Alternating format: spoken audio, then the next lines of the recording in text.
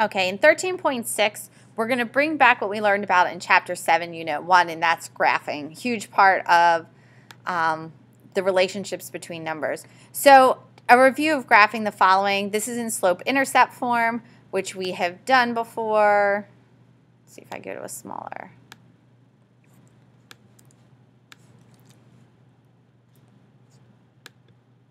So this is y equals mx plus b.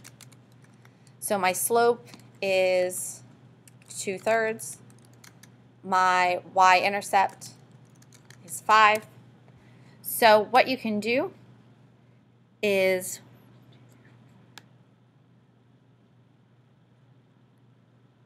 I'm going to plot my y-intercept, so that's at 5. I'm going to rise to run 3. I'm going to rise to run 3. Sorry for the mess of the line. And again, what these points mean is a combination of x and y that make this true. So if you look at 0, 5, if I plug in 0, do I get back 5? And the answer is yes. This one is 3, 7. If I plug in 3 for x, the 3's I would end up with 7. So what I'm graphing here is every combination of x and y that if plugged in here, the two sides would be equal.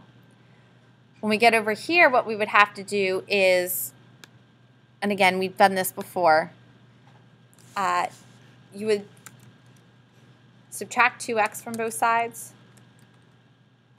Then you would divide everything by -4. -2 divided by 4, -4 is 1/2. That's where that came from. Okay, now that we have that, you're going to plot your y-intercept.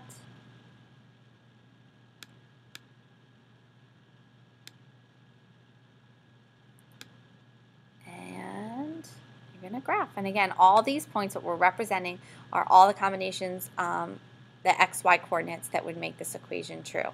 But first we had to make it equal to y. So now we're going to take that idea and we're going to move here. Now when we did this before, we graphed with just x. We used an open dot or a closed dot to show if this point was a valid point or if this one doesn't work but the one right next to it works. When we have greater than or less than, we're going to use a dotted line, just like the open circle. And what we're saying there is, hey, listen, the points on this line don't work, but if you go a little bit to the right or the left, they will. If it's less than or equal to or greater than or equal to, you'll use a solid line. And I'm going to talk about this shading, just like we did before, but now we're working in 2 dimensions instead of 1 dimension with the number line. So here I have y is greater than -2x plus 1.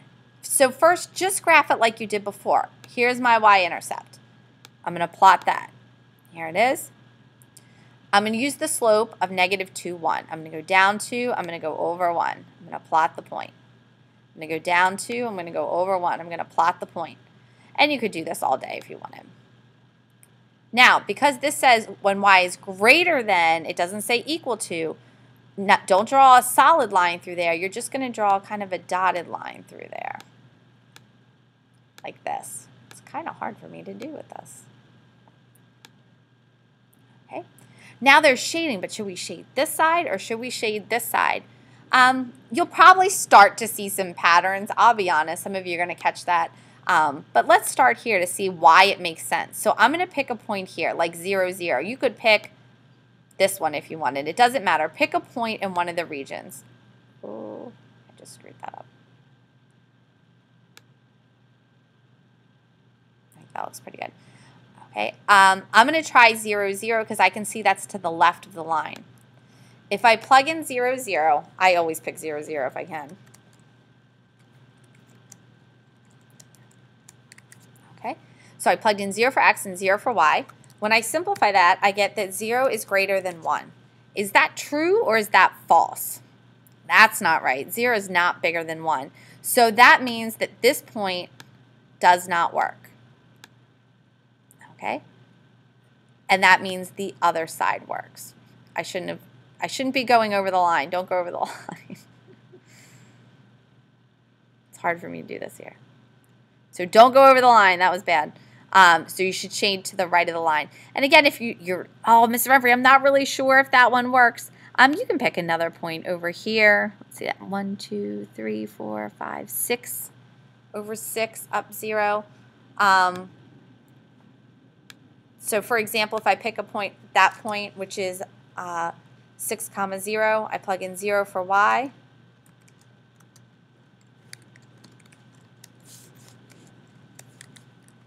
I get 0 is greater than negative 11. Is that true? Yes, it is.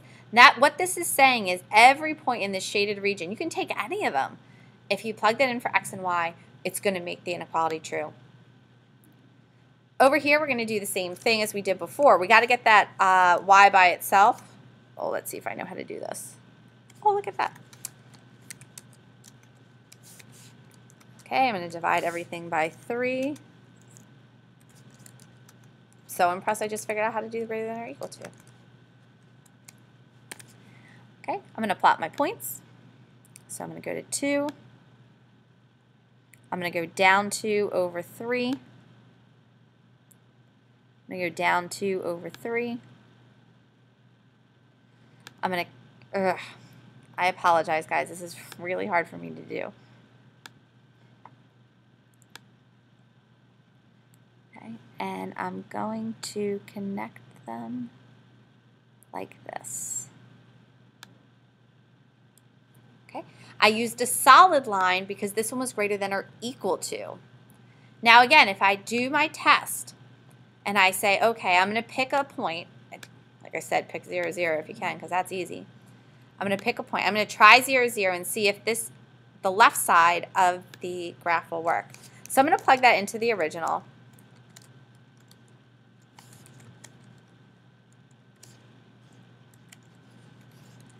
And then I get 0 is greater than or equal to 6. Is that true? No. So we're not going to shade here. That point didn't work. We're not going to shade there. We're going to shade the other way. So we're going to shade over here to the right of the line. Might get a little better with that. Okay. So and you can draw that line up there.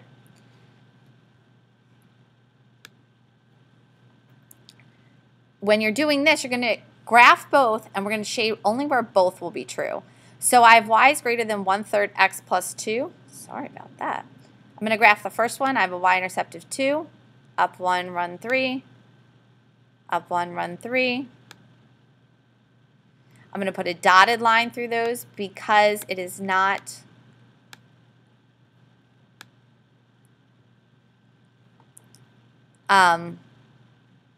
equal to. I'll do this one in a different color. I have negative 5 down here. I'm going to go up 4 over 1. Put a solid line through here because this one is equal to. Now, remember when we do a system of equations, we did this before, and what we found was the intersection point, which was the one combination of x and y that made them both equal. Now we're talking inequalities, so there's going to be a region of points that work for both. Now, perhaps you might have seen some patterns. If not, you can pick points again in each of the regions. One pattern you may have seen is that when y is greater, it always shades above the line. Okay, so I know this one's going to want to shade above because y is greater. If you don't believe me, pick points. In this one, I can see y is less than or equal to. That means less than, I'm going to want to shade down. Okay, so these are just, I'm not shading yet. This is just me trying to help myself. So there's kind of 4 regions of the graph. Can you see one area where they're pointing at each other, the blue and the red lines? Right here. So we are going to shade only in that region where they both are.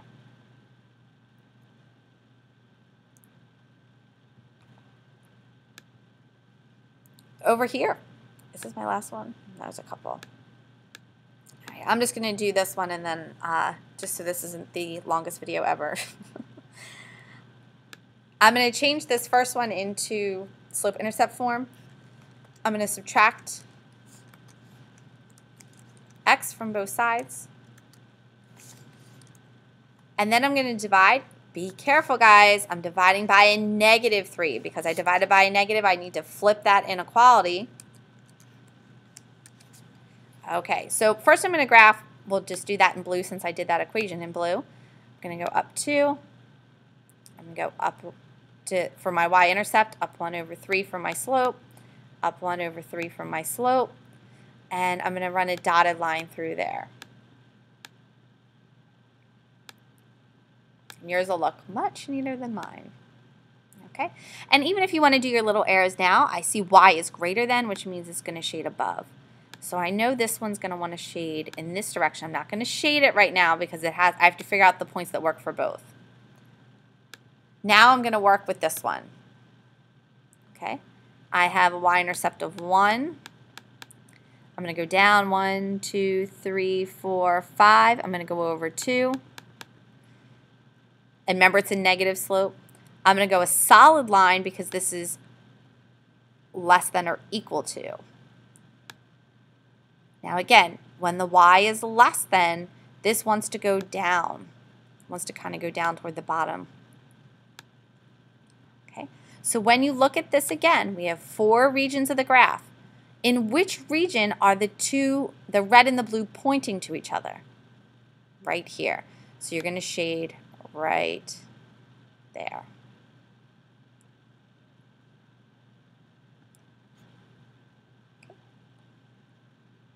And you can try the next one too. And if you try this, I would like you to try this one, and I will check this one in class.